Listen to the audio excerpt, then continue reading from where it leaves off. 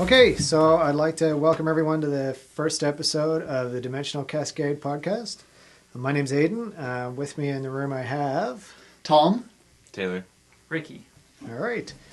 So there may be all sorts of technical problems with this. It's the first time we've tried to record a podcast. We're all noobs here. We're going to be talking about our favorite hobby, Warhammer Fantasy. We want to put a little bit of a focus on the area that we're from, which is the Pacific Northwest in the United States. But As you can tell by the accent. Yeah, well, yeah, you can't place anything on my accent. Born in Australia, raised in Ireland, living in America. I don't know. Dude, you just kicked the stand. I told you at the start of the podcast, don't kick the stand. Come on, Tom. Yeah. Focus. Yeah. Focus. Head in the game now. Yeah. We're going to cover off an upcoming tournament. It's coming on Sunday, Sparkle Party Deathmatch, number 2. The second coming. Yes. Second sparkling. It's The second Sparkle. shining. It's nice. No, I think the official subtitle is "Hold on, it's about to get dicey." Yes. Yeah. Yeah. But we should have a subtitle contest for the third one. Would that be good? Yeah. No, that's a great idea. Yeah. So after we talked about that, we've got some news. We'll have a look at general hobby news. And then we're going to go into our hobby section where we're mostly talking about movement trays and how to build those. And we'll probably wrap up with some juicy internet rumors, which will be swiftly out of date. But nice. So just to kind of run, I want to go around and let people know a little bit about who we are, all that sort of stuff. I'll start off, and then we'll just go around. You can tell people what Dimensional Cascade is. And Yeah, we'll do all of that. I mean, I figure if you found the podcast, you've probably found the website. Sure. But Dimensional Cascade's a forum that Ricky and I started about 3 months ago. And it was specifically, when we started it, it was for Warhammer fantasy players in the Seattle area. And it's kind of still the main focus of the forum, but now, of course, with the podcast, we're going to have a podcast on there. We'll probably attract people who are outside of Seattle. It's also where we advertise Ricky's tournament, which is Sparkle Party Deathmatch. And who knows what it'll evolve into, but that's what it is right now. The reason it's called Dimensional Cascade, obviously in the book, everybody's dreaded rolling that 2 to 4 on the miscast table and getting a Dimensional Cascade. A little bit of a tongue-in-cheek pun because we live beside the Cascade Mountains. So, all right. Yeah. Are we gonna keep it as strictly fantasy? Yes. Yeah. Oh, yeah. None of that round base Yeah. shenanigans. just lead. Yeah. Well, I was just wondering, like, because our neighbors play fantasy, so No, they play 40K. Yeah. Literally, my next door neighbor plays 40K. It's time to move. It seems like there's enough forums out there for people who do that. Yeah, I know. And, that's a rental, so, Oh. Yeah. So, my name's Aidan. I collect wood elves, and I just started collecting lizardmen. But wood elves are my first love. I think I've got more than 5,000 points of them now because I just played a 5,000 point battle and I didn't use all of my models. But I have about 2,500 points painted. Lizardmen, I just started with Christmas presents, and nothing is opened. I think I've opened one box, but nothing is cut or cheater. anything. Yeah, I got to plan that all out and build a beautiful display board and all that sort of stuff. So I've got plenty of time to do that because I got a full army to play with in the meantime. How about we go the other way direction this time, Ricky? I have 5 armies. Do you ever have the battle of the 5 armies with your 5 armies? I don't have. I guess I could. I do have goblins and I do have elves. I do have dwarves. I don't have any humans though. There were humans in there, weren't there? You could use lizardmen instead of humans. Yeah, There's true. also like a whole army of Yeah. wolves, which... Yeah. Is that the 5th army? Yeah. Yeah. What's your 5th The army? war- The warg. Yeah, Yeah. the warg army. I have dwarves, lizardmen, skaven. Skaven. Uh, Skaven could be wargs. They're hairy. I have Shell. I have 2 editions of goblins, and I think that gets all 5. I'm not sure, but yeah. Ricky is also on the Tale of Painters blog, the Yeah. Token Fantasy Painter. Yeah, I'm the token fantasy painter on Tale of Painters. Yeah, that was really cool. The guys there invited me to join the blog. I haven't since they invited me. I haven't had as much time as I was hoping to really dig in and do a lot of posting. I just organizing Sparkle Party has kind of taken over my life the last couple months, but that's finally to a point where it's going to kind of run itself, I think, and it'll be just small refreshes every time, and so I'll be able to do some more of that. So Cool. yeah. Taylor. What was the question? I forgot. Yeah. I was listening to Ricky. Your credentials. Yeah, your hobby Warhammer credentials. Taylor's our favorite noob.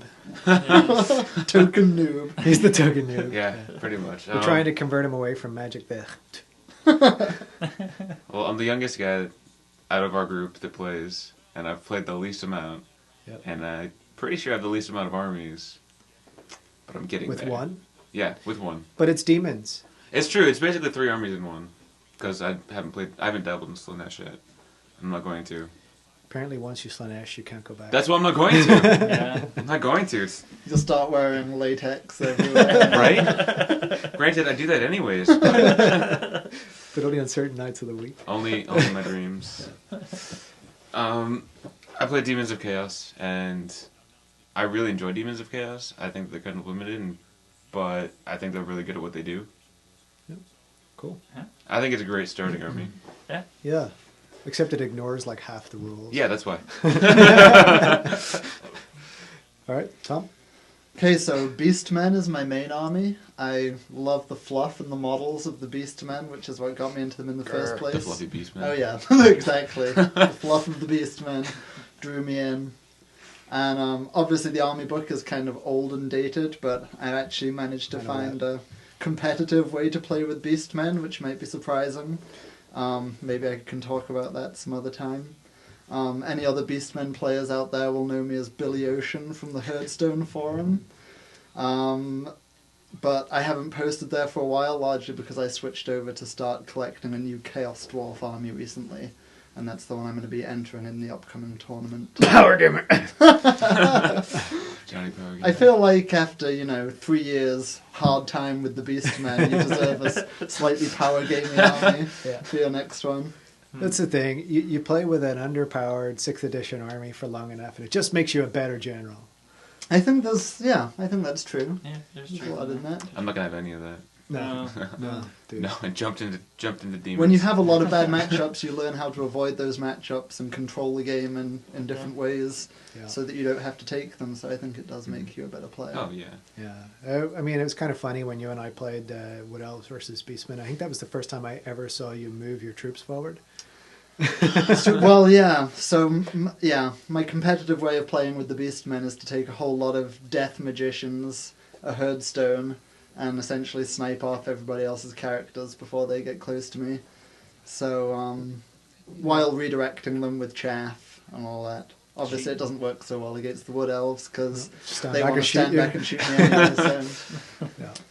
All right. Cool. So let's talk about Sparkle Party Deathmatch then.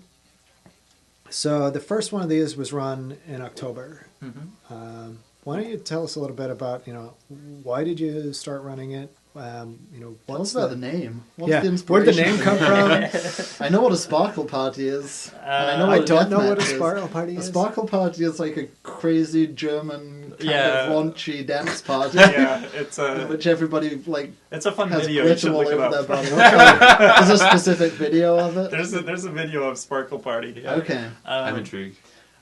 So Sparkle, the name, the origin is Nick Jones. He's a pretty clever and funny guy, and he just always he's always mumbling funny things under his voice. And so I actually just I asked him to give me a name for the tournament, and he just started like vomiting a bunch of stuff back, and eventually Sparkle Party Deathmatch came up, and I was like, perfect, done. That's all I needed. That's the one. Nice. It was just random enough. So, And then the unicorn just kind of flowed right out of yeah, that, I'm guessing. I want to keep it. I've always wanted to keep it lighthearted. The one thing I like about Warhammer is having fun, hanging out with friends, playing games, laughing. A lot of my armies have the random tables and will often kill themselves more than others. And I like the humor of that. So for me, I wanted that to translate to a tournament. It's not that I'm opposed to people who want to come and power game. I think that, that actually has its place at Sparkle Party 2. I tried to make it so that people who want to play to win the best general are able to go and do that. And I also wanted to make it so that people who are there to just have fun felt welcome and weren't totally put out by it. The whole origin of it was that the Seattle Battle Bunker was downsized to one of the closet stores. They used to organize a monthly tournament, which was a lot of fun, and I think it was kind of the center for a small community. And once they decided to close the bunker aspect down and just go to one of the 2-table, small, one-person stores, they weren't going to be able to host the tournaments, and there was not really any reliable tournament scene in the Seattle area, and I wanted to keep that going, to keep the community going, to keep the game and the fun going. And so that's when I decided to organize it, and I talked to Card Kingdom, and they were more than happy to host, and I just had to do a bunch of work. So I got to work. I started probably last August, and the first tournament was in October. And the goal is to do, and it's actually been pretty easy. We have one scheduled for every quarter. And the first month of every quarter, we try to target the second Sunday. If sometimes Card Kingdom has to push us one way or the other due to something they might actually have going on as well, and so we work with them on that. But so far, the first event was great. I think there were a few problems we had with some scorekeeping, which I learned some lessons from. But I was totally fine with that because it meant I came third. Yeah, of course, yeah. Jeez. But in general, I think what I was going for was overall, my first goal was fun. I just wanted everybody who showed up to have a good time. I think I mainly accomplished that. I'm not, I can't please all the people all the time. Nobody rage stormed out. But of the no, store. there were no flipped tables. There was no. I'm gonna do it. There was no thrown dice that I saw. No thrown dice. That's a good one. Reigns of Magic. We managed to get 19 players, and I had to step in as an alt, and Tiffany, my girlfriend, had to step in and do what I had intended to do, which was my job, which was to do paint judging and actually the scorekeeping and officiating. And she jumped in on that, and thanks to her. Very big thank you. Yeah. One of the really nice things about doing it somewhere independent like Card Kingdom and somewhere that doesn't necessarily specialize in Warhammer anyway, is that if we're in there kind of taking over the store that day, then a lot of people are going to be exposed to the game who wouldn't normally be. Yeah, that's a great part with Card Kingdom is they are a high traffic store. It's incredible the amount of people that get through there on any given day. And most game stores you go in and that's true. We probably don't want to roll dice with those guys, but yeah, it's really great. You go in and you'll get a lot of questions and a lot of interest, and people eyes pop out when they see those huge armies on the table. You're gonna see people popping in to pick up their first War Machine army or something, and then see us playing Warhammer and be like, "Whoa, that's play a game that's with more not than an 5 army. models?" This is an army. They're gonna be sold. Yeah. Well, in fact, that's one of the reasons I was attracted to Warhammer over all of the other games, is because you do field such an impressive looking force. Just the aesthetic. The aesthetic. It's fantastic. Actually, that leads on to the painting side of the tournament, actually, because you're obviously very into that side of the hobby.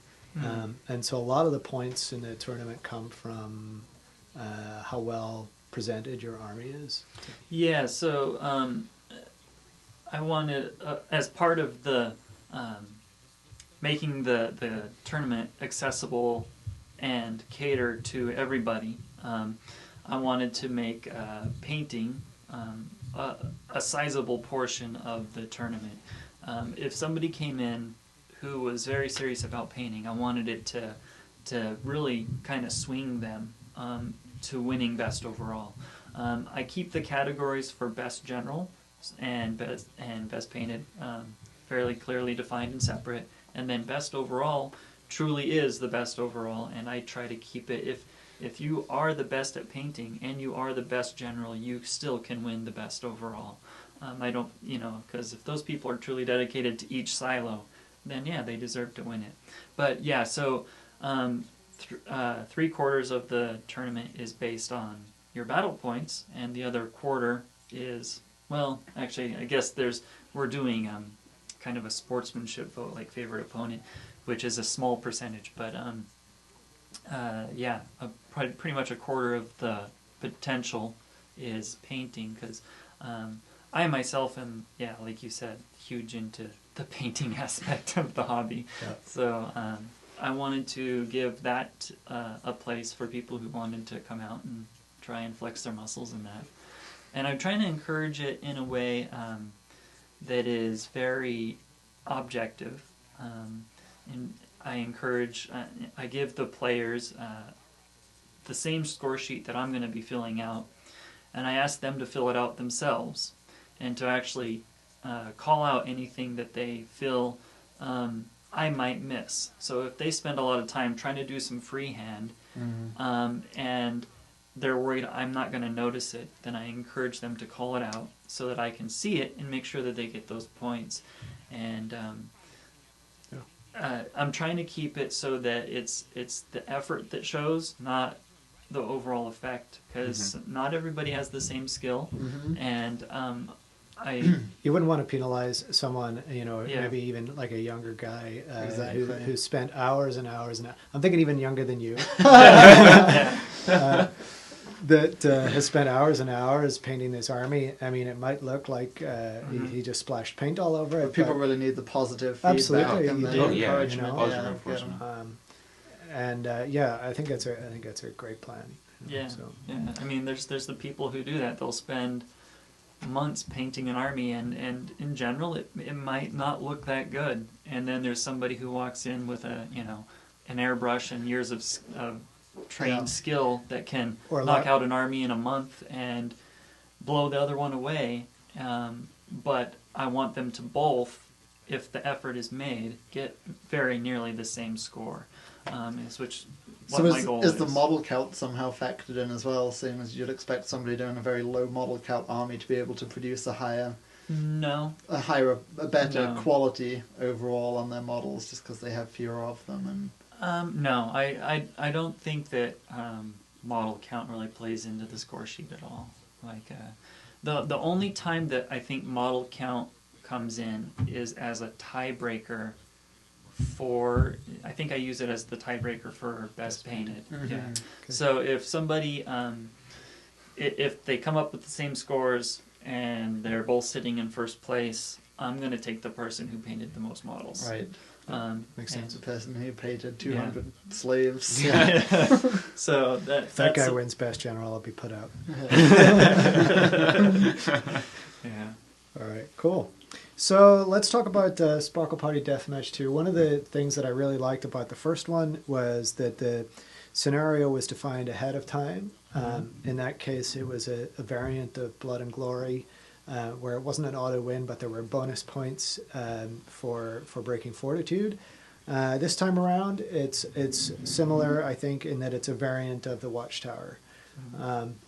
So I'm going to try and talk through the scenario, because I hope I have it in my head now properly. And then you can correct me if I get anything wrong. And then we want to talk a bit about how we can prep for that scenario. How to win it. I Yeah. sort of know the misfire table. Yeah. So in this House of scenario, Demons. it's called the Watchtower of Doom scenario, If that is your real name. If that is your real name. Everything has to have a subtitle. Subtitles make things better. It's true. So the Watchtower of Doom is placed right in the center of the table at the start of the game. After sides are chosen. After sides are chosen, Yep. but before you deploy anything. Yep. So then you roll scatter dice and the artillery dice, and you scatter the tower as indicated by the dice.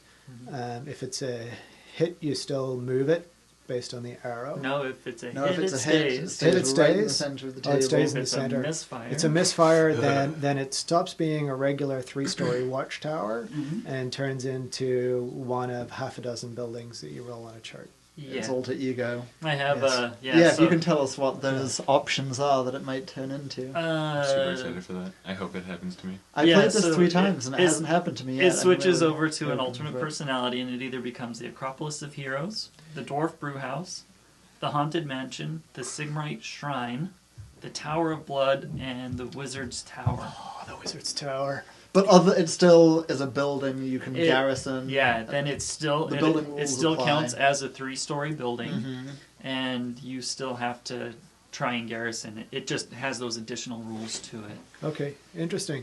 So let me see if I can remember this right. Acropolis of Heroes. Yeah, we're going to need to break out the book break for out the this. book. Yeah. Okay. I'm a little sketchy on Here's some of Taylor's these. handing me mine over. Do you want to read it? Yeah, see if I can get it. So You- yeah, you it'd got be the interesting to digital just... edition there? Because I've played the scenario 3 times now and the building has never turned Okay, into so something else. the Acropolis of So Heroes. you do. And you, and it would be interesting just to think about how the things it turns into might affect the strategy somehow. Yeah, I think I tried to pick the buildings that didn't favor forces of order Yeah. or destruction too much. That's a good That's good. idea. I think there is one that is for order and one that is for destruction, but I tried to give it the balance. So the Acropolis of Heroes is units within 6 inches are stubborn. And plus Plus one to hit in close combat if you're in the Yeah, garrison. yeah. If you're garrisoning it. Yeah, Mm. that's Ooh, nice. Go. I like it. Yeah. Because Oh. whoever's garrisoning the building already has stubborn, so that And, doesn't really what was the... affect Here, things. I'll go back. Dwarf Brewhouse was the next one. Yeah. For the Acropolis of Heroes, is it +1 to hit in close combat, or does that come for Yeah. shooting as well? No, just close combat. Close combat. So the Dwarf Brewhouse is any units within 6 inches are immune to psychology and stubborn. Due to the rich blend of hops, malts, and secret ingredients, rendering them almost totally insensate to mortal fears. Yes. They Nice. become demons. Yeah. there you go. Everybody's a demon, Right. Alright. Or undead. Everybody's a demon. Oh, that's interesting. It affects dwarfs. So anything, any dwarves within 6 inches are unbreakable, but must pass a leadership test at -3 if they want to move out of the range of the building's effects. Now, would this apply to Chaos Yes, Dwarfs? that will. It does, You are a because we're dwarf. dwarfs. Yes. You totally Well, have to actually- roll that. That'll be awesome. There was a whole debate about this recently on the Chaos Dwarf forum as to whether Chaos Dwarfs count as dwarfs for dwarfs, but Oh, for special and rules for that affect hatred and dwarfs, stuff, for like hatred goblins dwarfs. and- Yeah, I believe that they are, and Sparkle I think Party. it makes sense. Yeah. It does I think make it makes sense. sense. You're an elf if you are a high elf or a dark elf or a wood elf. You're Yeah. still Right. an elf. So Yeah, exactly. Yeah. It makes a lot of sense. Sparkle Okay, Party so then, recognizes the dwarven race. yes, We do we not don't discriminate. they're all one dwarf to us. I like that. It makes sense. Yeah. Well, the women all have beards too, right? So- Yeah, it's weird. Just how I like him. Kind of like Tom. So the Haunted Mansion was the next one? Yes, it was. Yeah. Okay, so the Haunted Mansion, at the end of the shooting phase, all units within 6 inches of the Haunted Mansion suffer D6 strength 1 hits to represent the spectral strikes of the mansion's guardians. No armor saves, Oh, but gross. a unit inside the Haunted Mansion causes fear. does the unit inside also take the hits? Exactly the question I was going to say. It doesn't say It just says within 6 within inches. 6 inches. That would So, yes, they probably. would. I yeah. would say that Yeah. they do. Yeah. So you're People going to get past that one. garrisoning it would At the beginning of every magic, at the beginning of the magic phase? end of the shooting. End End of of the the shooting shooting phase. phase. Yeah. Okay. So, So but just it's, give everyone immune to it's- psychology or fear. Everything my army already has. yeah. Next you'll Yeah, be these like, buildings everyone do gains, nothing for you. everyone gains demonic instability. That's sweet. Everyone's demonic for reigns of chaos. Yeah. That would be amazing, actually. So well, it's only strength 1 hits, so it's not the end of the world. Although it's no armor. When you save. have a very low model count army that relies on their armor saves, it's kind of Oh. It's true. but- broken. It's broken. I'm gonna rage quit if I roll that. Sigmarite Shrine. Yeah. Okay, so this is the first of the one that's aligned. So any models belonging to an army of the forces of destruction must reroll successful ward saves if they're within 6 inches. Gross. That's awesome. No. Wait, do the Chaos Dwarfs have... There's a lot of Chaos Dwarf stuff coming out here. Do we have an official alignment? Yes, Yes. force of destruction. You'd I be- think everything Anything with with the word chaos. chaos Come in it, is a force of destruction. But Pretty we're sure not, we're we're not neutral. written in the back of the book. There's You're a not- table in the back of the book. You're not in any book at all. No. So do you want to bring your army or not? You'll just be banned from the whole tournament. Right. I'll be forces of destruction. Your Yeah. destruction. That's it. There Be you a go. lot of rerolling. The Tower of Blood. Can I just be forces of destruction when it suits me?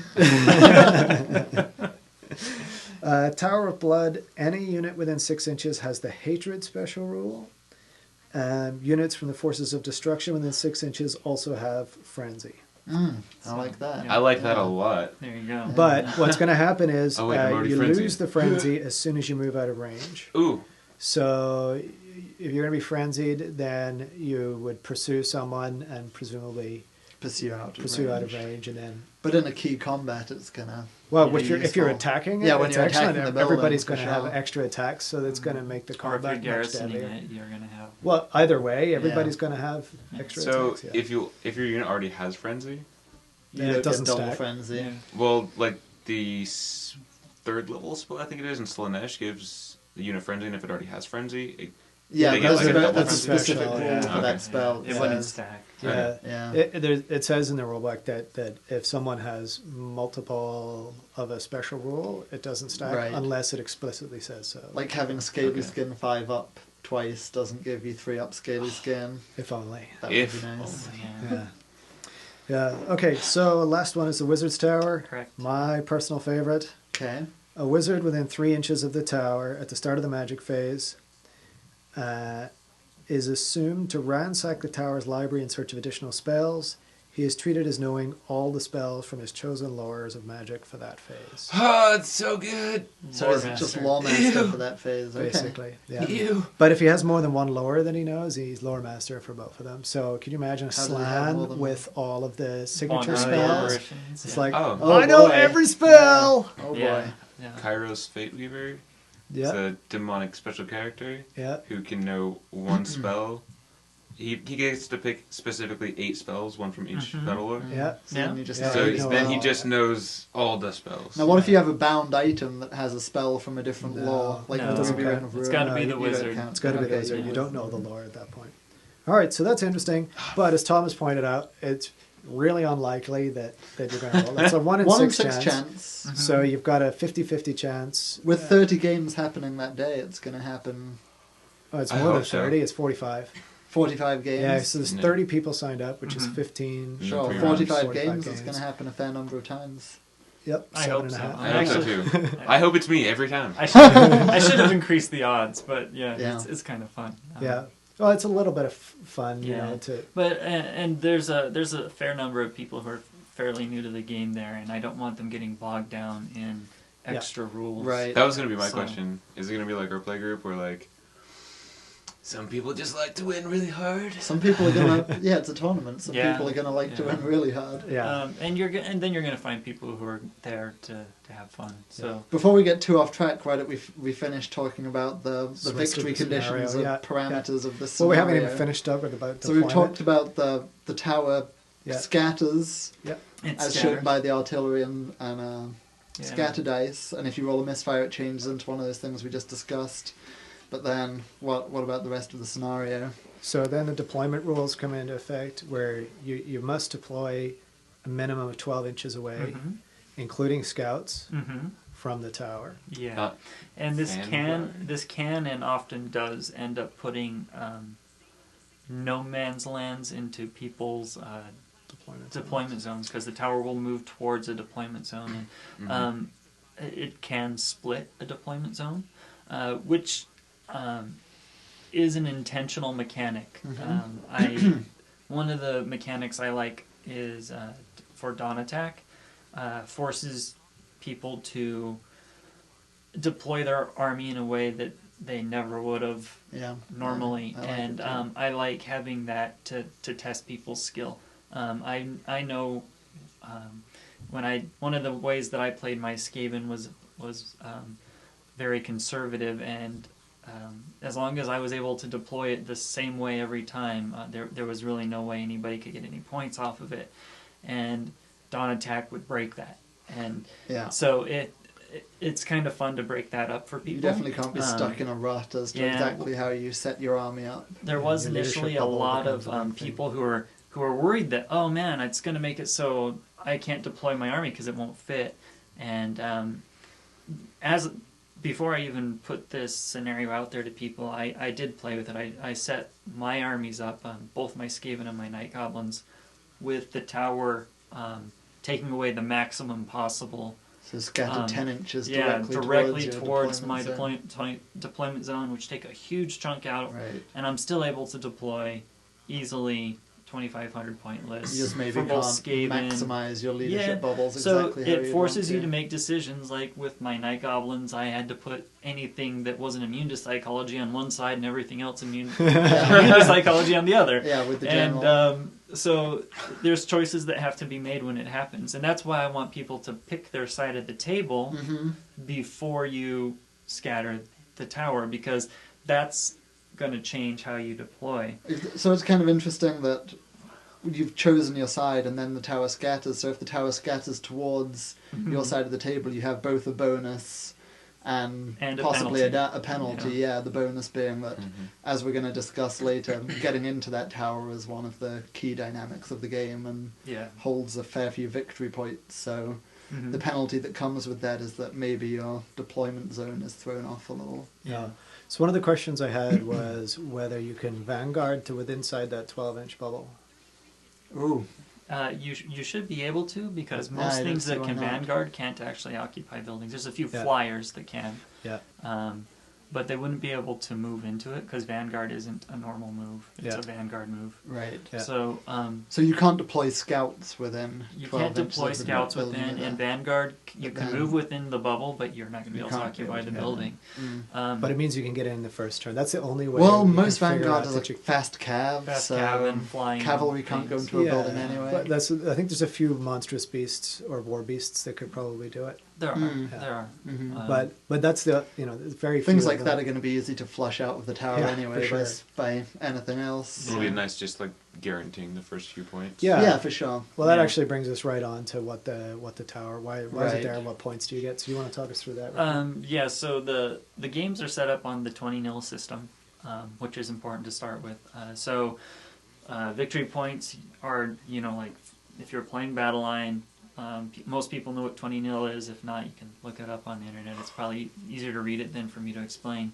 And then the tower itself gives a variable of 5 more points. You can get 3 points if you occupy the tower at any point during the game. You just got to get something in there and you'll get those 3 points. Both players can earn those 3 points. And then I didn't like the auto win feature of Watchtower, and that's a huge complaint for most people. So instead of doing auto win, I changed it to if you're in the tower at the end of the game, you get 2 more victory points. So for the maximum total of 25 victory points.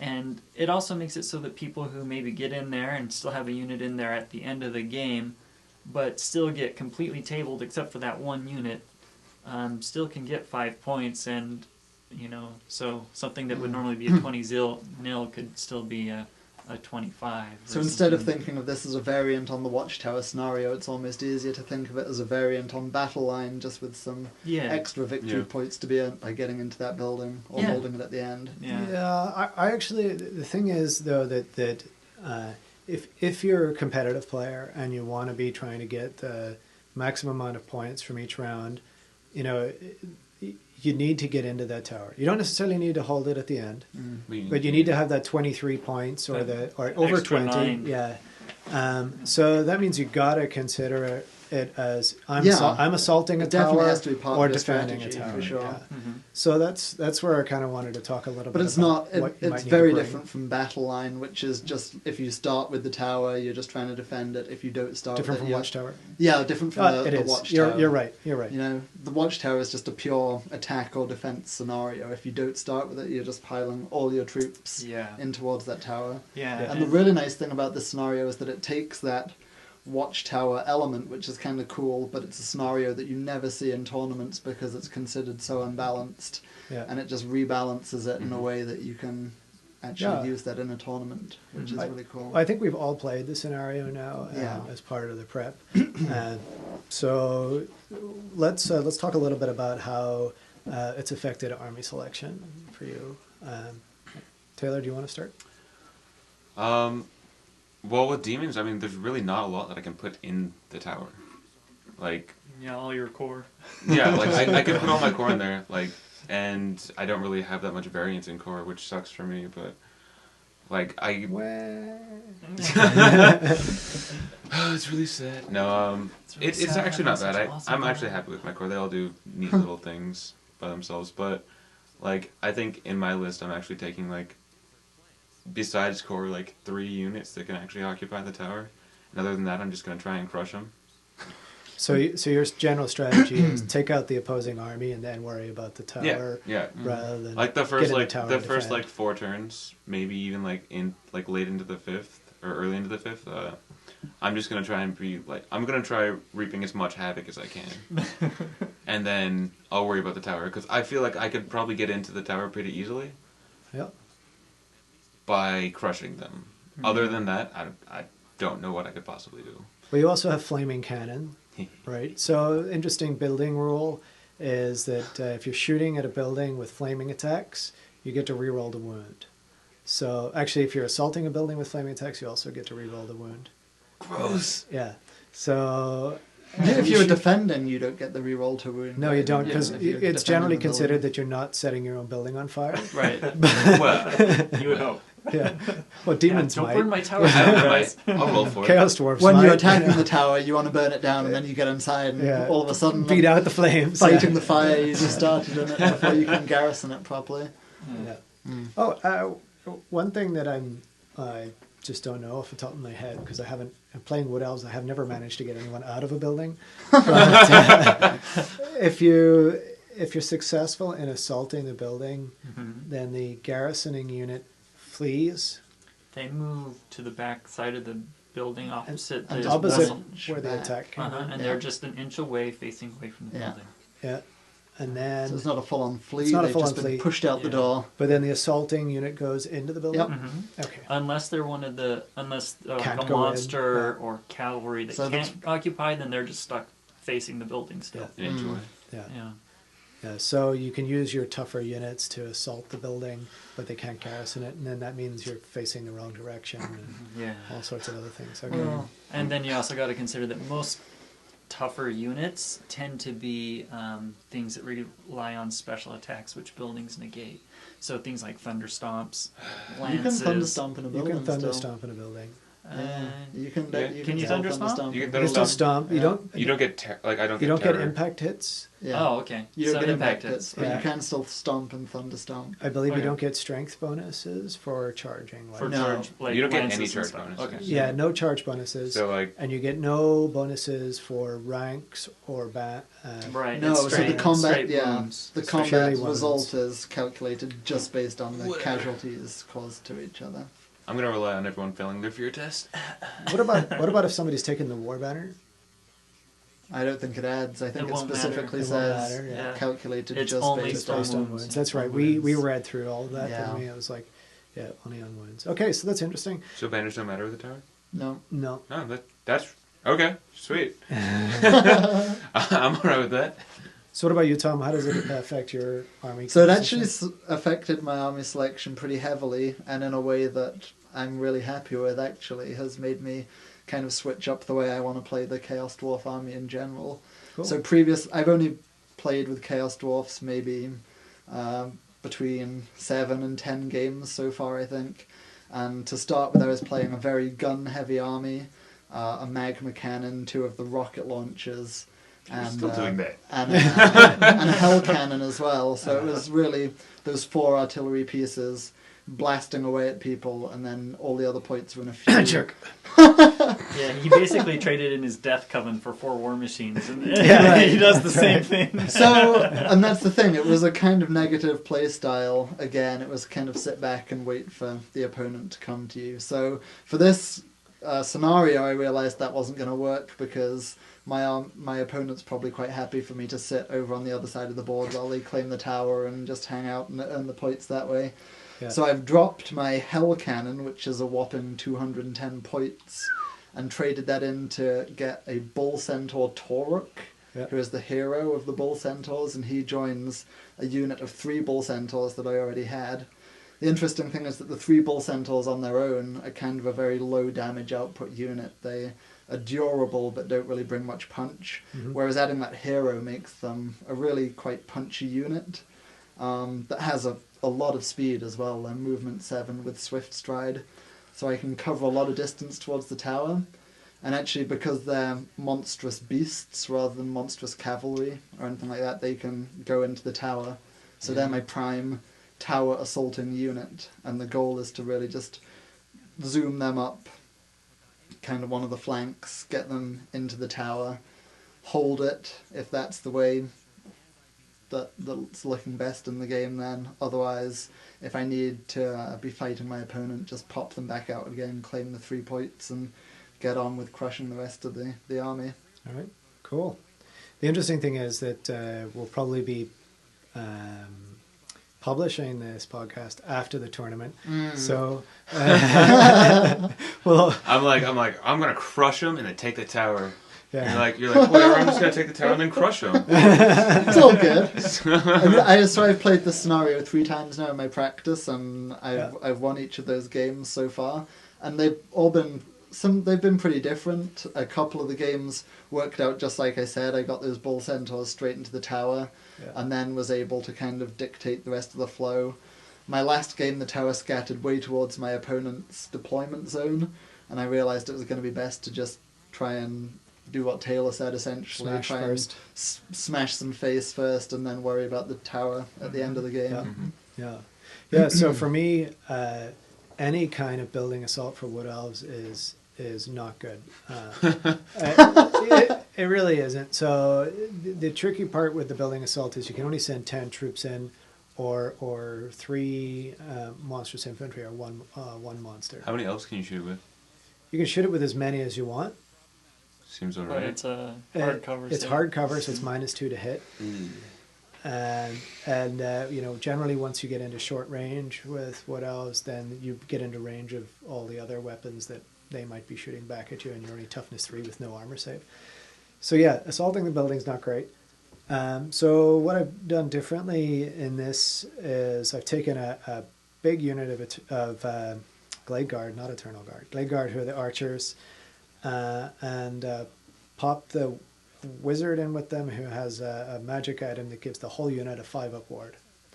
So the reason behind that is it's one way to get a save on something that otherwise doesn't have one. Put another character in there with the obsidian lodestone, so that you get a 2-up ward against magic. Yeah. And the idea is that I want to try and use that unit to get into the garrison if I can. Sorry, get in and garrison the building if I can. And then it's a Lore of Life wizard, so boost toughness, regen, regrow the unit, whatever it takes to just hold on to that tower.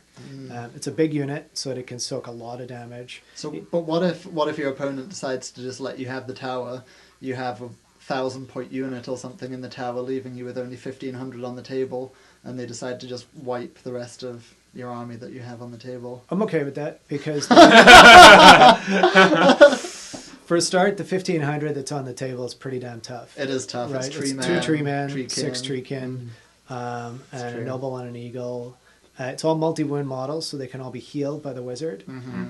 So if I keep them near the tower, that's pretty good. You're almost happy to just let them hold up the opponent's units and Yeah, keep your towers safe. Absolutely, Yeah, makes sense. absolutely.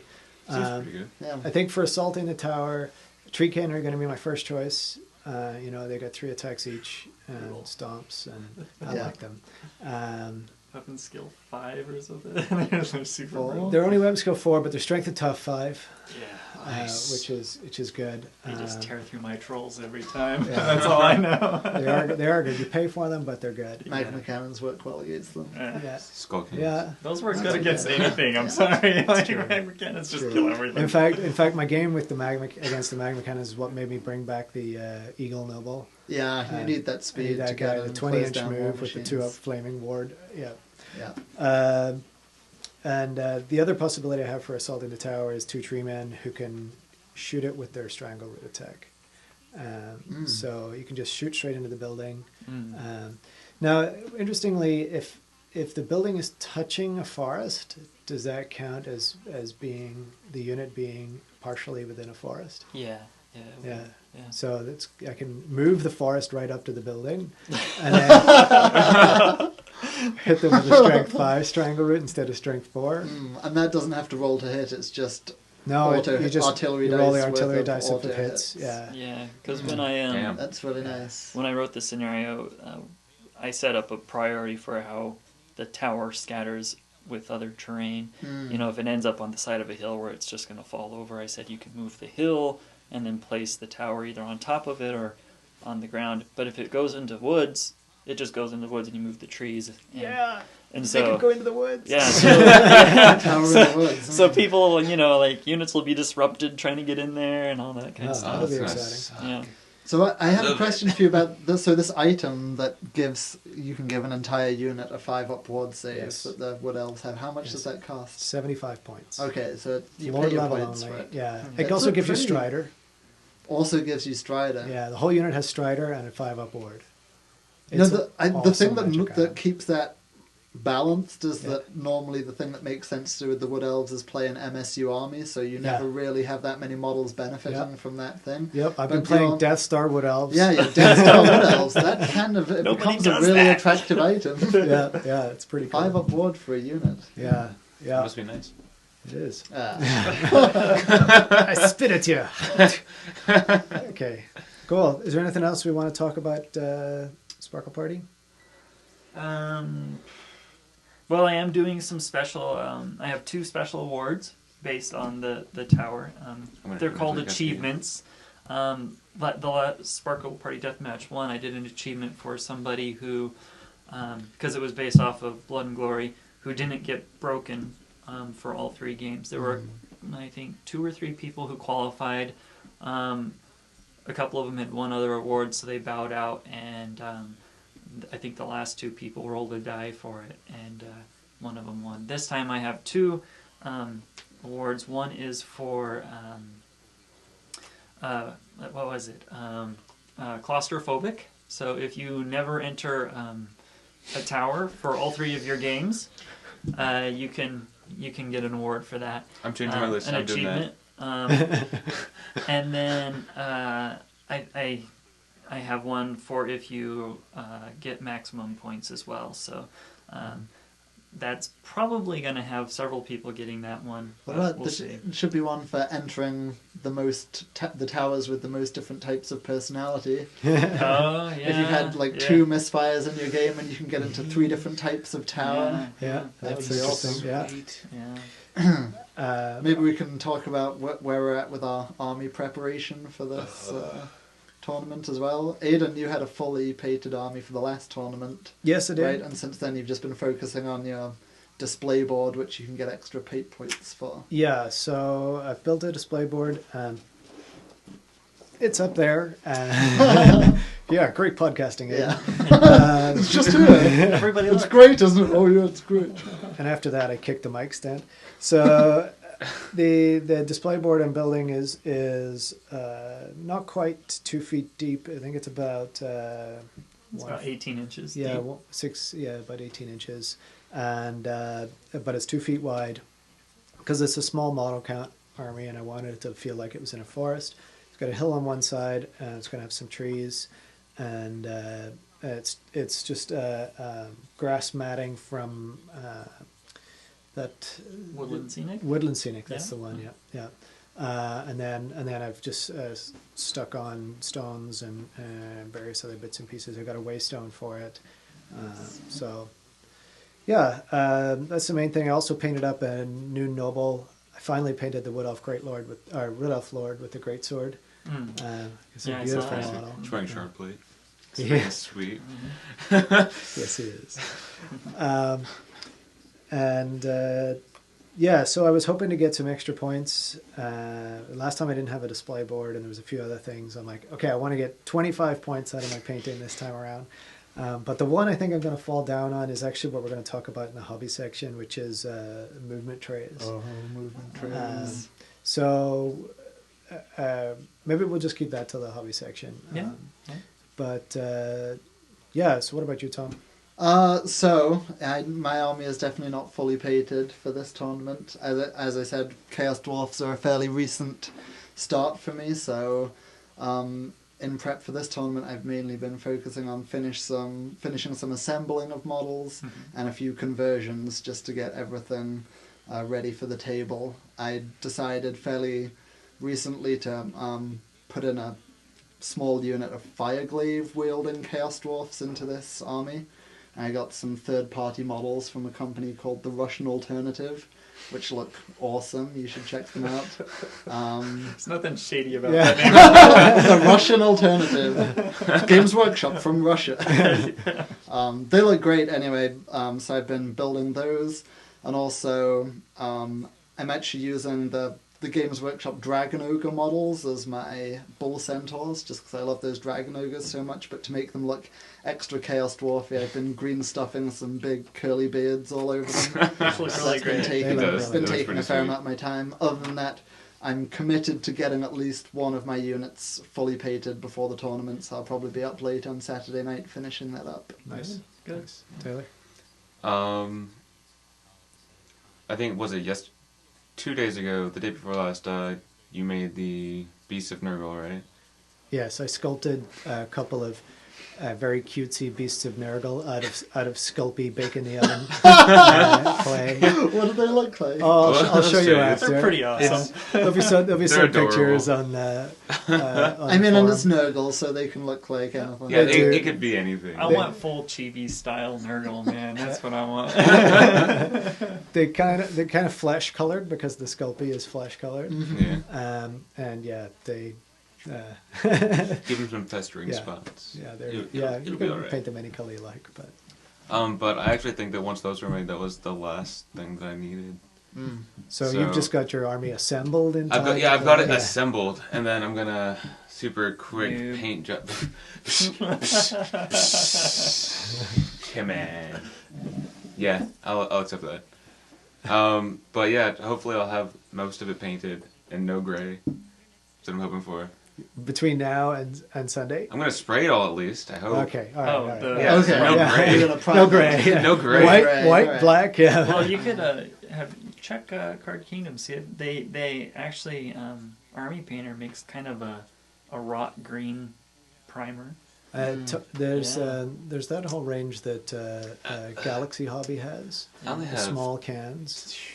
3 units for Nurgle. Oh. But you could Two you of which could are individual And pieces then of the others are corn. Maybe.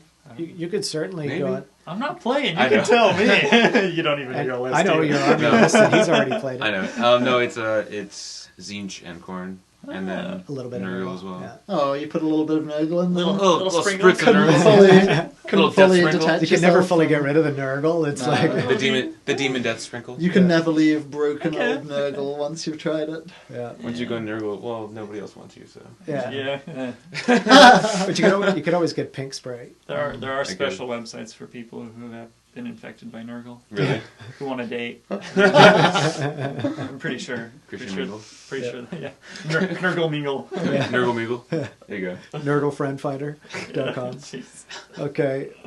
All right, great. Well, so that's Sparkle Party Deathmatch. I think we're all getting a little antsy, so we'll take a break and then we'll come back and talk about movement trays in the hobby section and go through some news and rumors. Cool. Wayne's World, party time. Excellent. Wayne's World, party time, excellent! Okay, so Tom had a great idea where we could talk about our New Year's resolutions as it comes to our hobby. So I don't know if you've had a chance to think about it a little bit, but I know what mine is, so I can maybe start Go while on you're all then, sitting and then there. I and you have can- some, yeah. So mine's kind of easy because I'm going to finish off this Wood Elf display board. I think I'm going to use that for my army for the rest of the year. I'm going to a few different tournaments with it. But my New Year's resolution is by this point of next year, I want to have my Lizardman army done and the display board all done. Ballsy. Yeah. So for Mm. Sparkle Party Aim high. It's the best 6. 6? Yeah. That'd Sparkle be Party 6. 6. I wanna be playing Lizardman. Nice. And yes, I'm taking 2 Carnosaurs. Yes. Perfect. way. Oh, no. Chomp, chomp, chomp. Yeah. Gonna make them look like Venusaurs. No, those are Bastiladons you're thinking of. Alright. I don't know how many of those I'll take. They totally just look like Venusaur from Pokemon. Gotta say. Dude, we're all too old to remember that. Back in my day. Back when Cartoon Network was good. No. Okay, I know mine. Yep. It's to make a playable Nurgle and Zinch list and make my death metal list. Death metal. Yes. So, got Lore of Death and Lore of Metal and alternate all of the models to have long 80s hair. Long Nice. 80s hair metal hair. Get some Nice. And get then- some Noise Marine guitars in there. Yeah, well, for the Pink Horrors, since they have 3 arms, Yeah. I was gonna get a bunch of double neck guitars. Nice. Yeah. 3 arms. Don't make it Yeah. like it. And then I haven't really decided what I'm gonna do for Nurgle yet, but it'll be something pretty metal. Okay. Cool. And then, It's got to be death for Nurgle. right? Right. Right? Because Well, yeah. Yeah, so Ah, he's fair. death, and Zinch would be metal. Metal. But you can, because it sounds like Zinch is going to be like the hair metal part of Yeah. it. So you could definitely have Nurgle being the death metal part of it. Sold. Okay. Mm-hmm. Alright. So- I'll come up food with some for thought, ideas. yeah. Lots of But leather There's a lot of jackets. things we that's can what I want to do. That's, Like the Scream face paint on a bunch of dudes. dude, they're all screaming anyways. Like, their mouths are open and they're, like, growling and stuff with swords in their hands. So, I That's mean, awesome. like, it wouldn't be that far of a stretch. Like, You need the white and black face paint. Yeah. That's gonna. I be just it. make them all from Kiss. Yeah. Exactly. That'd be That'd awesome. be sweet. Yeah. So how many points? 2,000? I think I'm just gonna try a 2,500 point. Alright. And that way, like, if I want to drop down to 2,000, I'll All have death that. metal but- themed. I think it's Nice. I think that's an achievable goal. Demons are, they're except for your core, they're pretty spendy points wise, so you should be able Yeah. to fill it up pretty quick. Yeah, but like, I definitely want the core done like soon. Clearly, I'm not working that fast right now, which is unfortunate. But I feel like I can do it in a timely manner. Mm-hmm. You can put speakers in as unit fillers. Oh yeah, like big amps in the middle of the That's unit. awesome. The old little mini Yeah. drum kit. Oh yeah, In the giant middle of my drum unit, kit I could in have the this middle. guy on A like drum- a drum kit and A just drum kit is your chariot. Yeah. So your chariot is Whoa. a drum kit on the Whoa. back of a chariot. I could get like little miniature speakers instead of like the wheels. Beast of Nurgle roadies.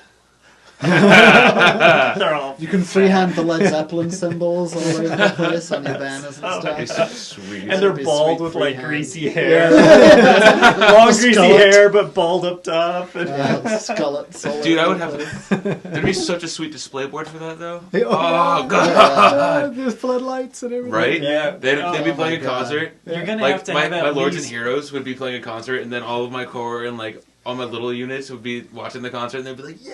This Well, would you be a gotta best have- army you gotta contender. do, Right? This is You gotta awesome. do like a whole bunch of just demonettes of Slanesh as the groupies. Yeah. Yeah. You don't Done. ever have to field them, but you gotta have You them. just gotta have them on the There you go. board. There you go. If only you had 20 years more hobby experience, this would be achievable. No, I'll do it. I'll do it. Yeah. I'm gonna try and get it done this year sometime. But that's the epic. Yeah, journey. that's what I want. That is my game. That's my Warhammer related resolution. Nice. Magic is I just need another charm wife. No, Magic, you just need to sell your Magic cards to pay for your Warhammer hobby. But then I'll only have one really expensive addiction. Yeah. Not a bad thing because you're going to get married. I mean, yeah. I was sighing to the getting rid of my magic cards. yeah. No. Yeah. It's all right. She'll probably have forgotten by the time she sees you again. We just won't let her listen to this. Yeah, it's She all right. doesn't know. We're not gonna put it on the internet or anything. Yeah, right. different No, Taylor. nobody will see this. I mean, yeah. They don't have the internet in Australia, right? No, they do. It just Hasn't works backwards. reached it. Oh, okay. Yeah, So she won't be able to understand what you're saying. exactly. That's right. All right, Tom. New Year's resolution. New Year's resolutions. Well, my gaming New Year's resolution is 4 dice max per spell. Oh, really? Yeah, with my Beastmen, I was pretty cavalier with the 6 dice Oh, and man, spells. You're gonna get because greedy once. I might. You're gonna get greedy. With the Beastmen, it didn't really matter if I lost my level 4 that much. It's only 200 points, and I had a bunch of other wizards. With my Chaos Dwarfs, my level 4 is general? my general and costs about 400 points, so I can't risk any dimensional cascades. Yeah. So I'm playing Lore of Metal now, which is a low casting value lore in general, so I'm going to stick 4 dice max per spell. No dimensional. I'm going to get through the whole year with no more dimensional cascades. You're just gonna get them all the time. You're gonna get them with 2 dice all the time. We'll see. We'll see how Against this you, works I out rolled for 4 me. dice, got 3 6s. That's true, but that was you.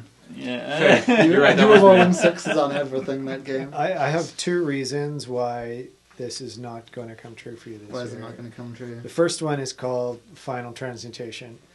Goes off on 4 dice easily. Easily. I don't know, but It's what, 15 plus? somebody's sitting there with 6 Oh, dispel man. dice. You know, you're at some point you're gonna throw it. And the second reason is because you're gonna want to get your dimensional cascade counter up on the That's board. true. You're gonna get envious of all of I us will that get get our envious. double-digit dimensional. Having said that, you cascades. can always throw 6 dice at a lore of what is it? Lore of Fire. You take Lore on of the- Fire on my level 1. On your level 1. Zap him off into Yeah, the whatever, vortex. 90 no, points that's or fine. whatever. Yeah, that's all Okay. good. I just don't That's want acceptable to lose a losses. 400 point model to the void. I've done that. And then more hobby kind of resolutions is I want to write a little bit of fluff for my army. That's something a part of the hobby I never really got into before. I want to write some background about where they're from and Cool. especially for the characters. I think in the next campaign we play we're going to have a character development dynamic, so I want my characters to have unique backgrounds Okay. before we do that. Cool. Sweet. And then, of course, I want to say I'll paint more.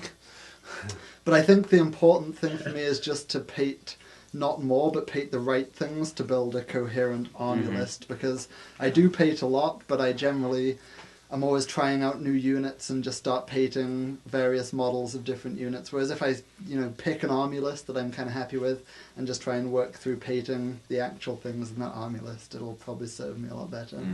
So that'll probably tie in nicely with the writing the fluff, because I'll write the fluff behind a particular army list and then paint that up at the same time. Nice. Seems good. So that's that, yeah. Solid plan.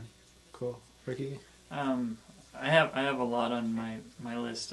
I'm going to be doing like Aiden. I'm doing Lizardmen coming up. That was my first army, and the new kits that came out last year have me really antsy to get back in there. So I'm going to be doing at least 1, maybe 2 of each of the new big monster kits, and updating all the different units in the Lizardmen just to do that. We need to make sure we don't, kind of get in each other's way with like color schemes and Oh, yeah. all that sort of stuff. We want Look to different when they're on the wow table. people with all of our awesome lizardman skills. Okay. It's Uh-huh. like, Make them cotton candy. Cotton candy. no, was- dude, you can paint your skull cannon so it looks like cotton candy. I'm not gonna... Some people take this seriously, damn it. He told me that. He told me. He's like, "When are you gonna start taking this hobby seriously? Not like cotton candy cannons." You probably honestly will just naturally start taking it more seriously. You'll paint some things kind of funny to start with and then be like, I want this to look badass. You don't know this guy at all. No.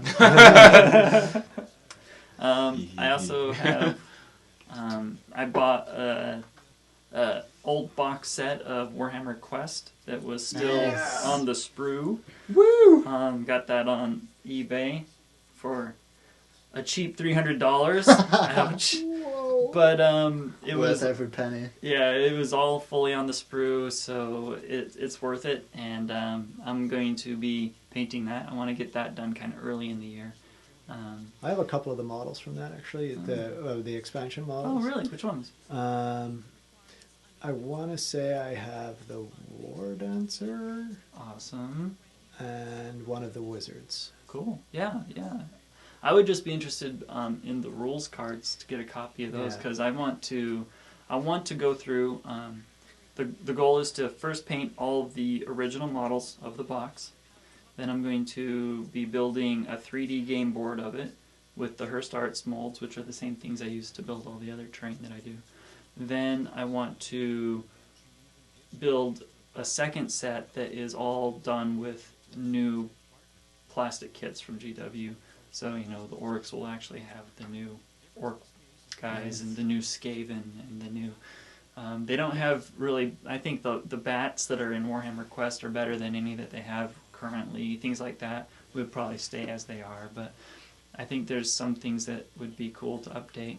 The old Minotaurs are really cool too, but I think getting some of those big Minotaurs from the Beastmen kit would be fun to have. And The Schwarzenegger ones. yeah, so Super steroided up dudes. so that's I think kind of my second goal, and I'm not sure if I'm going to make any more goals beyond that because I know that there's going to be I have 3 more Sparkle parties to run this year, so there's going to be a lot of that, and part of those first 2 goals is going to be documenting it all for Tale of Painters a lot, and that takes a surprising amount of time to set up the camera every time because I have a small house and I have to transform the house every time I want to do any aspect Into a of my whole hobby. studio. Yeah, so if I want to get the camera out, I gotta take a night to get the camera out and set up all the lights and do all that. And if I want to get the airbrush out, I have to, you know, Put all the camera stuff away. yeah, so I don't have a lot of room, so what I do, I have to switch up a lot. So, so that's gonna be kind of what I'm doing. Just No those drama. first 2. No new armies on parade this year. It depends on if I start burning through the lizardmen. If maybe by January, February, March, April, maybe if by April I have a good start on them, then yeah, I could probably knock out a board in a couple months and get them on parade. But armies on parade is definitely fun to do. It really is. So what is it exactly? What it is you build an army, you build a display board. The only restriction is the board is 2 foot by 2 foot. There's no height restriction, thankfully, because some people were doing some really incredible stuff with the vertical space. And you, it doesn't even have to be a legal army list. It's just you get to display your army on that display board. You take it to your local GW. It was, I think it was mid-July this last year was the local, and that's the qualifier. If you win first place there, you get a, well, this is how it was run last year. I'm not sure it's going to be run this year, but you'll win a free ticket to Games Day. Just entry into the event. You don't get, they won't pay for you to fly out there or anything like that. But and then if you place first, second, or third, you get you qualify to display at nationals. So you go to Games Day and you can display. this last year I won second at the Battle Bunker, but the first place winner, she wasn't able to travel out there, so Games Workshop gave me her ticket since I was willing to fly out there. So it worked out pretty well. Yeah. Yeah, and it actually segues nicely into our next section, because in this month's White Dwarf, your Night Goblins are I think you got a 4-page spread. This is the January 2014 edition of White Dwarf. Yeah, that's the one. Yeah. Yeah. So at Games Day this last year, they had Armies on Parade was one of the main features. There was everybody set up their armies, and there was also the Golden Demon, and then a lot of gaming events. And but my army was there, and they took photos of everybody's army that went to Armies on Parade, which is for anybody who wants to attempt to get some models in White Dwarf. If they do it the same way this year, that's the way to try and get in there, because you do a reasonable job with your painting and a good display board, and you take it, they're going to take pictures, and you might get it in there. They took a lot of photos of mine, and it ended up being 6 months later in White Dwarf. 4 pages of fame. Yeah, glory. It's pretty fun. Nice. Well, it's a beautiful army. If you haven't seen it, Google for Ricky Fisher and Night Goblins, and it will come up for you, no problem. And it's an entirely Night Goblin themed army. Night Goblins and Squigs in a beautiful kind of dwarven cavern that they've taken over, and you've got some of the Forge World models in there, as well as Squig Gobbers. Squig Gobbers. The giant. Squig. What do they call it? The gigantic squig? Or Colossal cave squig. Squig. Yeah, and it looks fabulous on the board. It looks great to play against on the table as well. All right, so other interesting things in this month's White Dwarf. We're kind of going into a new section now. So Jervis Johnson's sections are sometimes interesting in the magazine. Sometimes he comes off with some gems, and it seems like it's one of the few bright stars left in White Dwarf. It's true. Like. Yeah. So once you get past the catalog of new releases, Jervis's column this month is about big random tables, and some of the old Warhammer supplements used to have huge random tables. We're talking about tables that you roll dice against and get results off the table, not a physical game. Not a physical table, So in this month's issue, he has provided a random table for creating a family heirloom, or for Warhammer fantasy characters or armies to take either in a campaign or before a game. It's a free magic item. So what do you think of the rules? I mean, they're obviously just it's totally friendly game stuff, thing, and I love it. I think, like he said, and I think it's actually the big call out is the trick I realize is to use the tables to add spice to a game but not dominate it, to make it an optional extra rather than something that has to be used. And just by rolling, for one character to have, or I guess you could probably give one unit one of the standards, but I would assume it would go to a battle standard bearer. But just to have them have one extra random thing and have it be considered a family heirloom is just kind of fun fluff, And he said he did it for his gaming group for a campaign, and none of them ever complained that it broke any of the games. And it's probably true, because, when you stop and think about it, how often does one magical item, no matter how powerful, really win a game? It's usually other factors. So Taylor's got a look on his face like he just bit on a lemon. Yeah. Come on, spit it out. What broke your game? What broke my game? Let's see. I think it was against you, actually, in your 2-up magic ward. Oh yeah. Yeah, that might have broken that game. But that's a getting magic every single model get hit with the death vortex, and you're like, oh yeah, 2-up magic ward. Yeah. Oh, you just had a lot of magic resistance on I had the them? 5-up ward, Rhymer's Harp, And magic resistance and Magic 3. Resistance 3 for a 2-up ward. You gotta get used to that, man. People are No, gonna be no, throwing, I know. throwing the banner of the World Dragon at you Yeah. right I in know. your This face. is gonna be fun. You need to just redirect them while going. That's what I plan on doing. Yeah. It's gonna Yeah, be it'll White be great. Lions, 30 of them, banner of the World Dragon.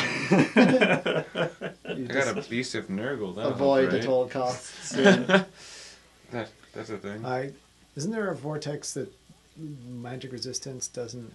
Metal, Lord of Metal, Final Transmutation and Yep. Death. Death. There's no saves of any kind allowed against Purple Sun. It's just an initiative test. It's an initiative Yeah, test. which is not Which great against for White animals. Lions, it's not going to be great. Yeah. Yeah. Go for a little Kill their, Final I'll Transmutation. kill their horses. Oh yeah, you have a spell. Yeah. Oh yeah, okay. I got it. Off topic. I have a that. spell. One or two. He's got 1 or 2 spells. In I his actually have sleeves. like 7. Okay, back on 8, topic. 9. I like have the nine- I like the 9 table a lot, spells. especially for a campaign. For like some of the story elements that could add to a campaign. If this is a family heirloom, you're presumably pretty invested in this item, so you could have a dynamic where if the character carrying that item gets killed, you can assume the other army has stolen your family heirloom, And then it the son becomes has to come and go get it. Right, it becomes a great like story dynamic of they've stolen this thing that's been in your family for generations, and you Yeah. have to Do go get it demons back. have families? Do I still not get magic items? You don't get an heirloom. You I still don't get heirlooms? You still don't get No. What heirlooms. is this? Can't be like gift from my god. Handed down from Korn himself. Yeah. Well, you That'd know, be there's sweet. plenty of old tables, and one of the things that I want to do in later podcasts is the Blast from the Past section. But there are plenty of old tables in like Realm of Chaos and stuff like that, where it's like roll your randomly generated chaos gifts, and yeah, if we were going to do that, we could totally do a chaos gifts table that was, you know. Be sweet. As long as there's like any piece of armor on there. Well, one of the great things about this table also is that it has a lot of the common magic items in it, but it also has items that are from very specific books, and you could end up with something from maybe the Beastman book on a wood elf or vice versa, and it'll give an army that maybe it really plays to your strength, or maybe it doesn't. Yeah, maybe it has Yeah. really no effect. Yeah, But at least you get to play with something you it's never kind played of with fun. before. And I think it was just one of those things that was like a hidden gem, and people kind of not noticed it in there. Oh yeah, this hasn't been discussed much online. Yeah. Well, I really like it. There's some stuff that you just can't get in the game that's in here, and I don't think it's going to be unbalancing at all. But you know, I look at. I'm just going to call 1 or 2 out. So all of the best stuff is at the top of the table, from what I can tell. You roll once to figure out what type of item it's going to be, whether it's a weapon, an armor, or talisman, whatever. So is there 6 different things it could 6 be? different a weapon, things it could be. armor, talisman, standard. Enchanted item Oh, or enchanted, arcane, okay, or right. arcane item. Yeah. I'll get my own banner of the World Dragon. There is a banner of doom. What does it It's do? got a lot of O's in it. It's actually right there in the printing. Unit rerolls all to hit, to wound, and successful armor saves. Holy. Yeah, so basically, Oh, rerolls. you get rerolls to Rerolls hit, all fails? rerolled. But you have to reroll your own successful armor saves. Or your opponent has to reroll I would their imagine successful your armor opponent saves. has to reroll the successful armor saves. It's all very short, so. My personal favorite weapon is probably the one at the top, +3 attacks, +3 strength, +3 initiative. Like that. Brutal. Yeah. There's a bunch of heavy armor that also gives a bonus to toughness, like heavy armor +3 toughness, like in that toughness 6 elf. Yeah, that'd be great. But so yeah, it's a lot of fun. I'm excited to use it in our campaign for sure. Yeah, I think it would be a fun thing to throw in there. Just Yeah, Taylor's in a huff. Yeah, like roll up an element Hey, at you the could end beginning up of the getting a campaign and then maybe dispel have scroll opportunities finally. to trade it in for something else later on. Or... Yeah, or some of the ideas that Ricky and I were banding about earlier is like, what if you conquered a city, you You get to like roll on the ransack it? table. You ransack it and you Mhm. roll on the table. That'd be sweet. Choice. Yeah, stuff like that. Okay, cool. Would you get to roll like just on the table, or would it be like if you conquered a city of beastmen, you get to roll on the beastmen chart? Well, you could do it like Maybe. every time you conquer a tile, you roll if it's something you don't want, because you can only ever have one heirloom in your army per se. Sure. If it's something you don't want, you can trade the points value for it, because most of them are in the book somewhere. Mm-hmm. Yeah. Trade the points value for gold. Oh, yeah. Add that to your gold pool. Yeah, Something like that. Basically, just pawn it off. That makes yeah sense. just pawn it. Yeah. Take to the pawn shop. You should get a slight discount when you trade it in. Yes, of course. That's Of like- course. They got to make their cut. Exactly. Those nobblers. So I don't think there are any other interesting tidbits for Warhammer Fantasy and the White Dwarf this month. Not that I really noticed. There was the Mornfang. Mornfang made the showing for Kit Bash instead of some 40k stuff. So, Oh, but it always nice to see Warhammer getting yeah, chosen over it's 40k cool. for something. Yeah, it was all right. The guys did some cool stuff, but not to my taste. But yeah. Given that we're talking about White Dwarf, should we touch upon the rumours that are circulating around White Dwarf at the moment, Sure. or should we? Yeah, that's Or fine. do we have a separate section for that? No, we'll just go right in. We'll kind of roll news and rumors in with one. Mm. We'll be nice and accurate, like the Daily Mail. So it seems like so what's today, the 9th of January? I think It so. seems like just as of the last couple of days, rumours have started circulating online that this month's physical copy of White Dwarf is the last White Dwarf as we know it, and that after this they're possibly switching to some kind of later weekly publication, Mhm. Electronic. possibly. I've heard a print version, Oh, okay. possibly too, but just a thin, papery kind of pamphlet kind of thing. We'll probably have as much content. as Possibly White Dwarf has right supplemented now. by some kind of monthly publication as well, Huh. which they're thinking of more of a collector's issue kind of thing, Yeah. with a lot more photos. This is all just rumours, so who knows, Yeah. but... Well, apparently they're going to be making an announcement on Saturday, Mhm. so we'll know in a couple of days, and it'll all be the Eyes buzz at the peeled. tournament. Yeah, So next time we podcast... Ricky, did we you can break talk White about it. Dwarf? I did. Yeah, they put my models in there and it shattered it. Yeah. That triple ones. Yeah. It just exploded. It did. So one thing that's being rumoured is that this whole change up of White Dwarf is to try and reposition it back towards a hobby kind of publication rather than a kind of propaganda for their models publication, which would be great, but I don't know how much. Yeah, it to seems like believe right that. now it's maybe a third hobby and 2/3 Catalog. catalog, and sometimes there's good stuff in there, like every couple months, and it's always fun. I mean, like for people, the whole reason we do this hobby is because we love the models, so it is fun to see the models. Sure. But But they put them online the same day Yeah. they release Right, the magazine. you can Yeah. look at the 3D pictures and stuff Yeah. online. so So buying a whole, $10 magazine just to look at the pictures. mhm, Yeah, yeah. yeah. And if you just want to look at the pictures, you can go into the Games Workshop and look at the Exactly. pictures. Definitely the biggest Look gripe at the people models. have with the magazine is that the really useful hobby articles have all but disappeared over Yeah. the last few years. Yeah, So if they were repositioning it back towards those, that would be great. Yeah. But, yeah. Here's hoping. yeah. So related to that, there were a bunch of timeline rumors that were published 4 or 5 months ago that have proven to be pretty accurate so far. And the next Warhammer army was scheduled to be dwarfs, which is going to be next February. month. Yeah, February the 8th, people are guessing it yeah. Mm. for the release Yay. date. Yeah. That'll be exciting. It would be exciting. And have you seen there's a rumoured list of box sets online I already? that- haven't looked at those. you haven't looked at Those are almost never right, so I Yeah. don't even bother. Yeah, I think that's Also, wish listing. They more than do anything kind else. of make sense. And there's apparently a dual kit hammerers and iron breakers. Well, that one Which- makes that's total kind It of makes obvious, sense, and yeah. it's kind of similar to the Dark Elves Executioners Yeah, and yeah. Blackguard. And then there's also rumoured for Troll Slayer kit, along with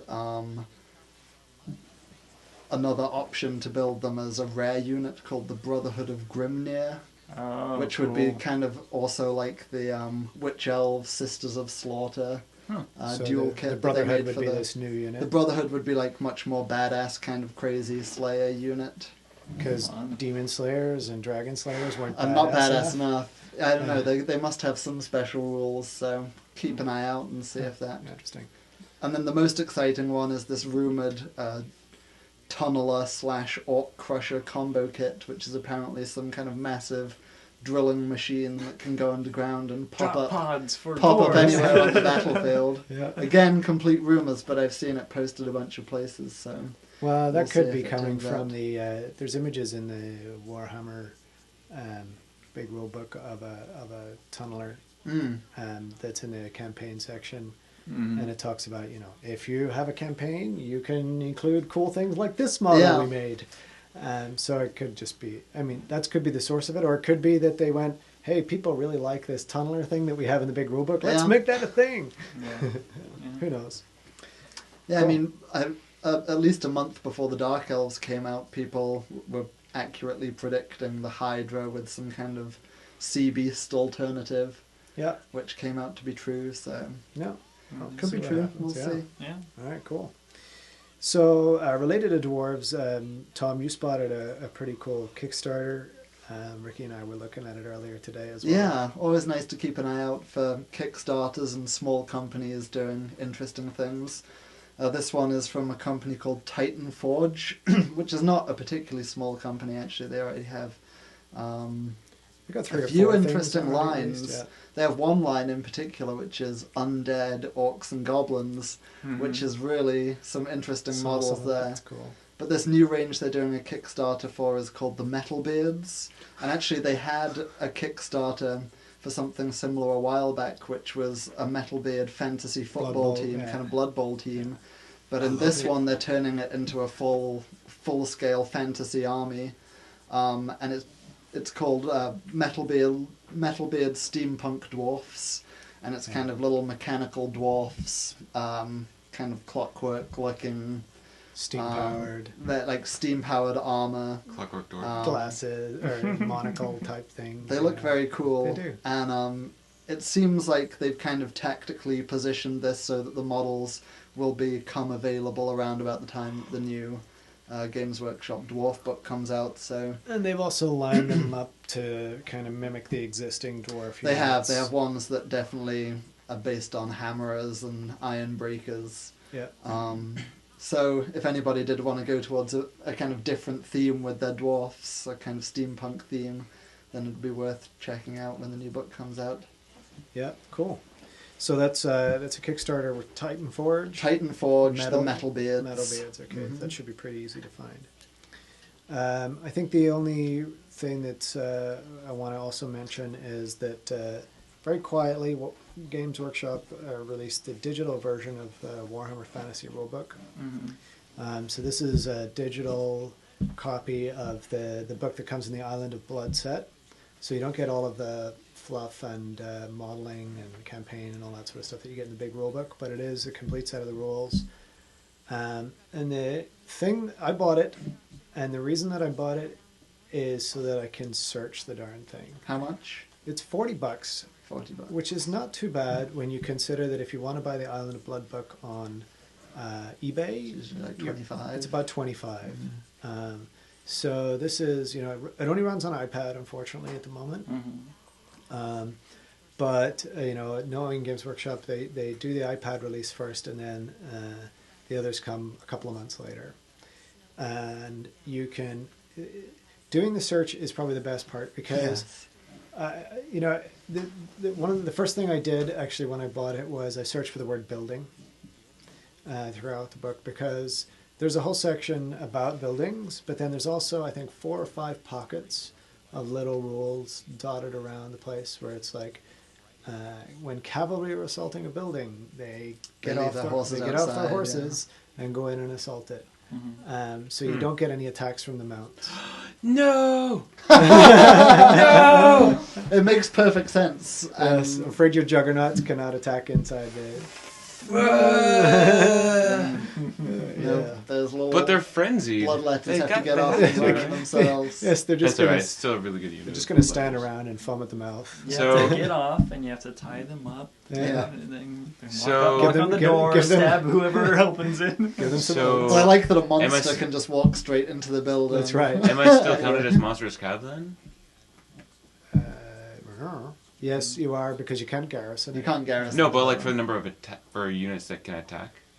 That's a good point, because if they're counted as monstrous cav, you can only have 3 attacking. Yeah, you Yeah. only have If once 3, they get and off, it's they're like- counted as infantry, then you could have 10. and they bloodletters usually they only have 2 attacks each, going. so you can only send Maybe. 3 riders in, Send 3 riders in. and they're gonna have 10 Yeah, guys so they attacking suck back. for attacking buildings. Yeah. Sorry, Bring dude. it on. Sorry, dude. Oh no, bring it on. My unit of 3 can take down 10 dudes. I don't think Actually, you don't lose your toughness. I don't think you lose your armor Or your save. wounds. you just don't get Yeah. attacks from.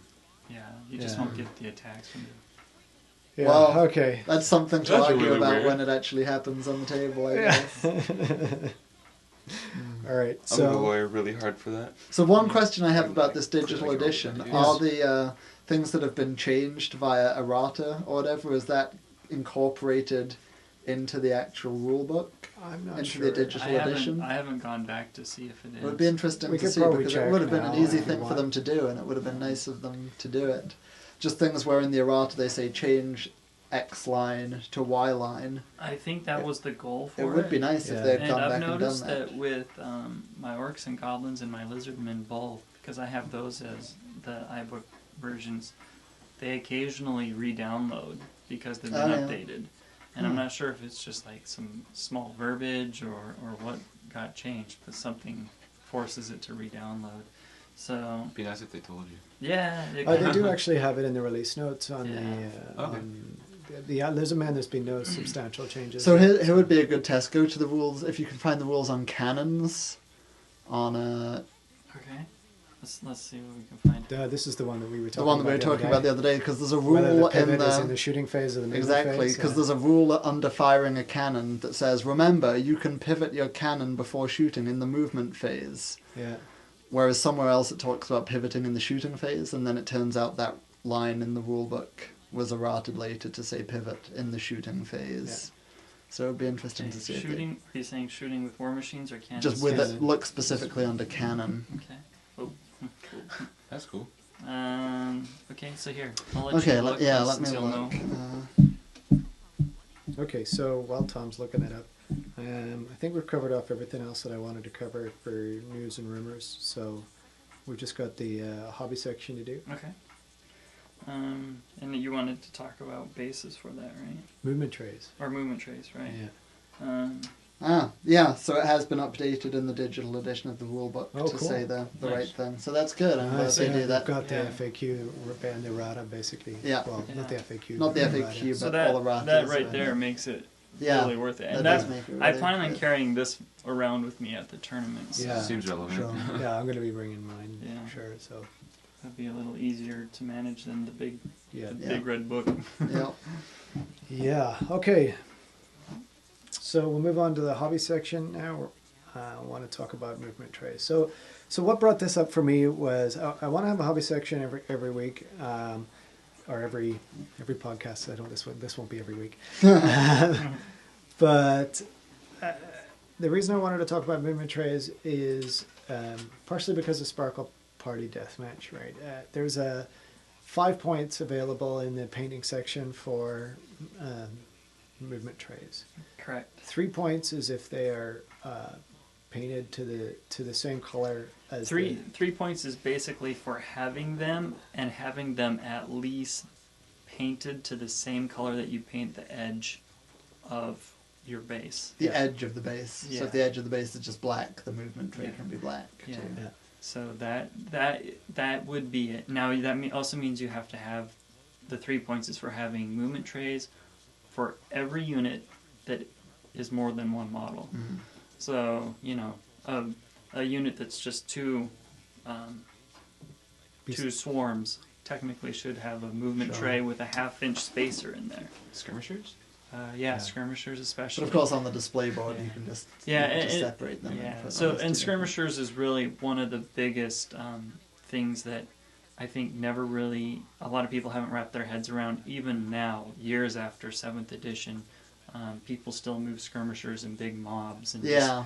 they're Well, they as should if be they a were clearly 40k instead of defined the formation, rank yeah. file with just half-inch space, and And I see movement that all tray the would help time, with and that. and so the movement trays help with that, and Sure. and it also just makes the game so much faster. So, so yeah, there's so yeah, you Aiden actually asked me about this the other day because I think he was trying to figure out if he can maximize his paint points, and he's like, so Power painter. so what is the question was, what's the difference between a 3 and a 4 and a 5-point base? And so the 3-point base is, do you have the base? Tray. The tray, yeah, the tray, I'm sorry. The tray, do you have the tray? And is it painted at least that same color as the edges? Could I just ask you one quick question Sure. about that? What if the movement tray doesn't itself have edges because it's just a magnetized Fine. slip underneath? Then it counts. Then it counts. Because that was your artistic choice to have no edges. Okay? Right. And I did that on my wood elves. That's how my wood elves are based too. They are a sheet of metal that's primed brown, Exactly. so that when I So, remove yeah, one, exactly. it's the same color. But that I didn't want edges on my tray. So if somebody does that, then that counts. Yeah. Okay. Because that's their artistic choice, and I'm trying to be objective about that. Now, that means it's going to be hard for them to get Yeah, you the can't really fourth get the and fifth extras point, there, because yeah. the fourth and fifth point is, did you take the time to add maybe a little texture on the edge of that Mhm. tray, and at least give it a dry brush and maybe glue a little flock on there. Right. Okay, that would be your 4-point tray. That gives you your basic 3 points and then the extra point for that little bit of extra. Okay, the 5th point is when we start getting into things like taking the time to sculpt something onto your tray. Right. Did you? So in Aiden's case, he has his wood elves. He's putting little waystones and rune markers and branches in between his skirmishing units and stuff like that. That then becomes a 5-point tray. Okay. What a suck up. I know. So. Oh man, I need every point I can get. Yeah. So it's just taking the very basic tray, painted, counts as 3. Mm-hmm. Adding a little bit of texture, a little bit of extra paint to match how you base the rest of your army, that's 1 more point. And then Something above and beyond. something above and beyond, where you actually wanted to create a frame or try and integrate it into Sure. the surrounding or whatever it is. So it's similar to, like you were saying, for the paint scores before, it should really reflect the effort that you've put in there. Yeah, and that's really what it comes down to. So Okay, so we covered off actually very quickly. Making movement trays is pretty straightforward for rank and file troops, right? Correct. There's movement tray kits that you buy at Games Workshop. There's also third-party vendors that sell them. I've seen them on eBay. A lot of ones that make them out of wood, nice cut wood ones. Yep. I've also seen services that make them to order. Yep. And so that allows you to obviously rank up your troops nice and easily, wheel them all easily. I mean, it's pretty much an impossible game to play if you don't have movement trays. Right. Yeah. You're moving a horde of 40 models Yeah, it's not individually. fun. It's not fun. Actually, back in the day when I worked at Games Workshop, we had painted sheets of plywood where the battlefields, so that you could move the models by kind sliding. Yeah. You should have one of those pusher things. Yeah. Like they have in Those the little old shuffleboard Queen The Victory. croupier Yeah, kind of things. Yeah. So then you have the movement trays. They're pretty straightforward to put together. I don't think that we need to go into any detail there. Well, but- yeah, and people can make movement trays out of cardboard, cereal boxes. There's anything. The boxes that your troops come in. Yeah, just anything. They don't have to be fancy and expensive. I'm not gonna look for that. You can get that 3 points with a cardboard tray that's just painted. Yeah. That's that's acceptable. If you're looking for something a little sturdy, though, that GW kit is pretty nice. Yeah, I think. it is. I really It like is. that kit. I would also suggest Sarista Precision, or is it Sarissa? I can't ever remember. But it's one of those two words, Sarissa or Sarista, and they do the laser cut MDF, and what the best thing about them is they do the skirmish inserts for people. So if you have any skirmishers, they sell these little inserts that can either be glued in or you can pop them in and out, because you need to be able to pop them out to rank up whenever you get into combat. And they're just perfect grids of half-inch spacing that you can just pop in and out. And That's nice because I have some skirmish trays for my Beastmen. Mm-hmm. I can't remember what the company is called, but it's the same cut MDF. But when you're going to go into combat, you kind of have to take everything out of that.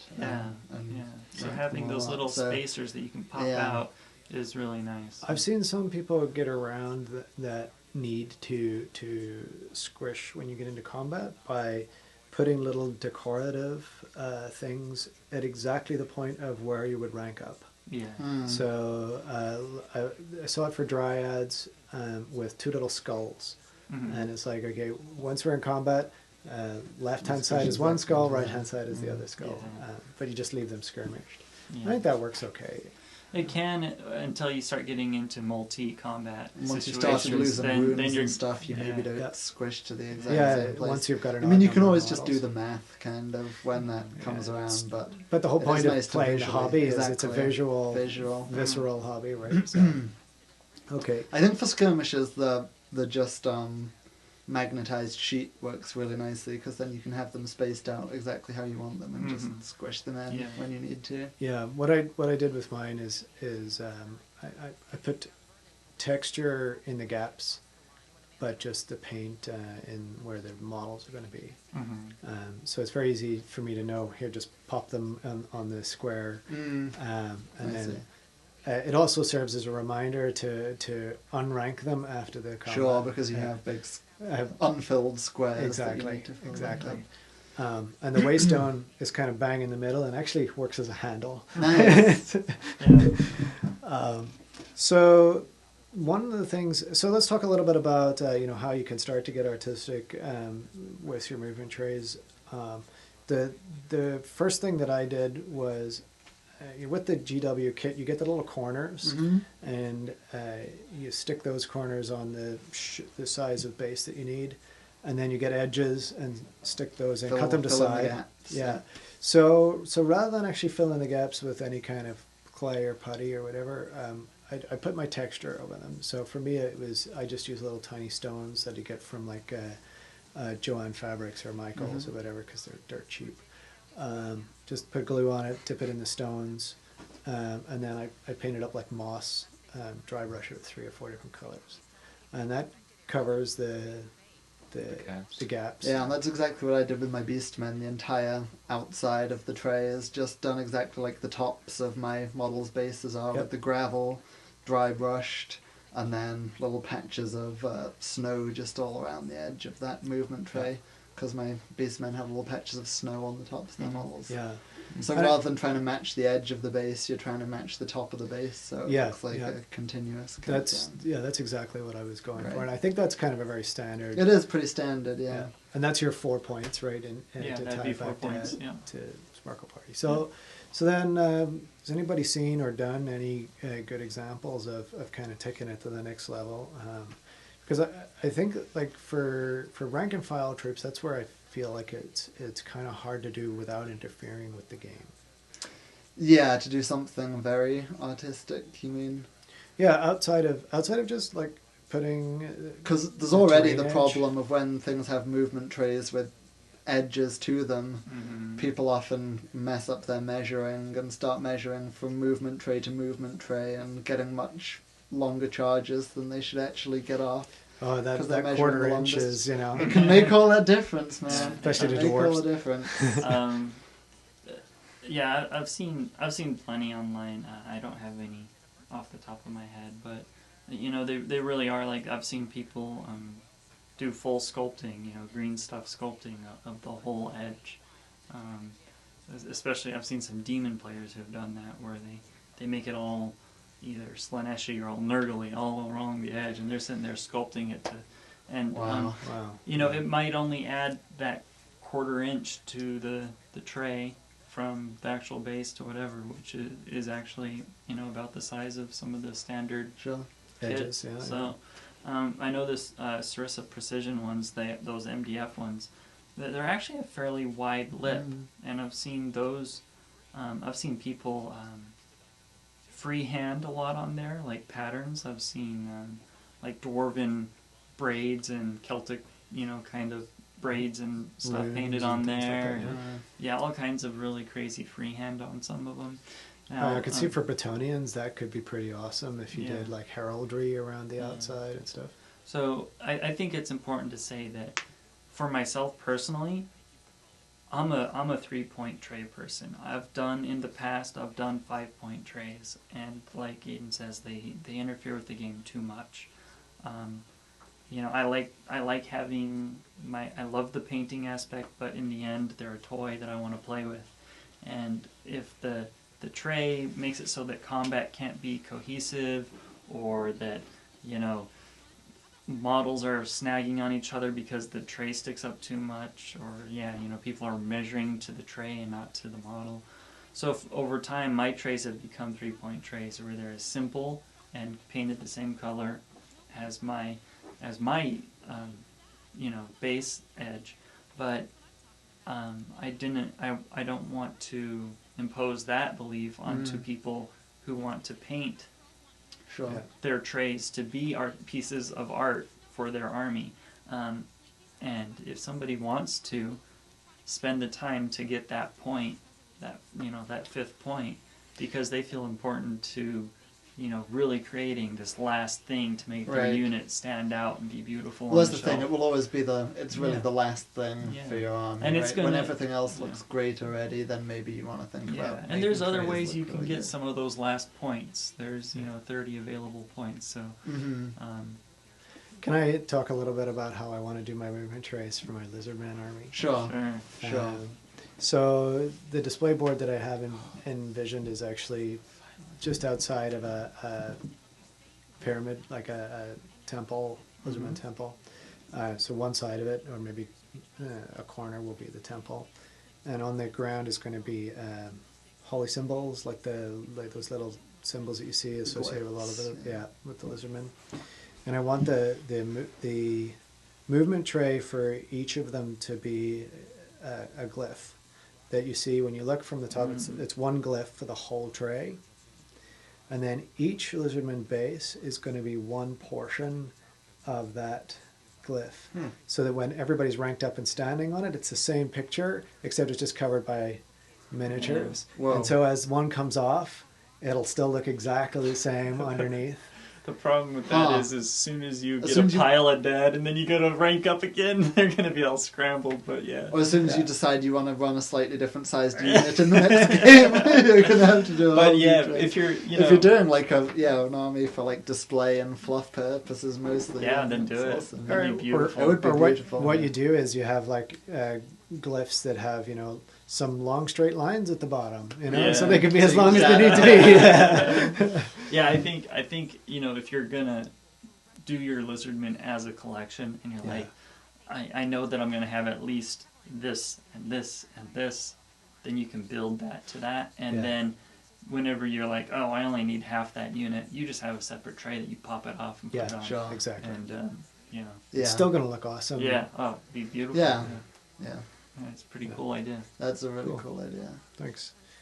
Okay, so I think that's. Anybody else want to talk about anything on movement trays? I don't even have any yet. Got that? You've got the cardboard from Nil Oh point. the yeah, boxes. I Yeah. got this. Yeah. All right. Cool. So I think that's us done. That's the first episode over and done with. Yeah. Next Uh, time we can come back and celebrate our glorious victories at Yeah. the tournament. Or commiserate. Or on commiserate yeah. horrible defeats. Yeah. All right. Great. Yeah. Well, thanks very much for joining us, and we'll see you again soon. Bye. Bye.